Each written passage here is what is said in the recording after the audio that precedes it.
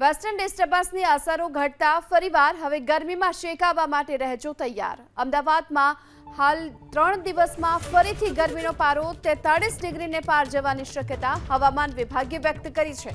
ફરીવાર પવનની દિશા બદલાઈને પશ્ચિમથી ઉત્તર પશ્ચિમના ગરમ પવનો શરૂ થયા છે, જેની અસરથી સોમવારે અમદાવાદનું મહત્તમ તાપમાન રવિવાર કરતાં 1 ડિગ્રી વધીને 40.7 ડિગ્રી અને લઘુત્તમ તાપમાન 25.7 ડિગ્રી નોંધાયું। જો કે આ તાપમાનમાં માત્ર 1 ડિગ્રીનો વધારો થયો હોવા છતાં પણ દિવસ દરમિયાન ચાલુ રહેલા ગરમ પવનોની અસરના કારણે લોકોએ માથું તપવી નાખતી ગરમીનો અનુભવ કર્યો હતો અને અચાનક જ ચાલુ થયેલા આ ગરમ પવનોની અસરોના કારણે લોકોએ 41 ડિગ્રી મહત્તમ તાપમાન હોવા છતાં પણ 43 ડિગ્રી જેટલી ગરમીનો અનુભવ કર્યો અને શહેરમાં કાળઝાળ ગરમીની સાથોસાથ બફારામાં વધારો થવાની શક્યતા પણ છે।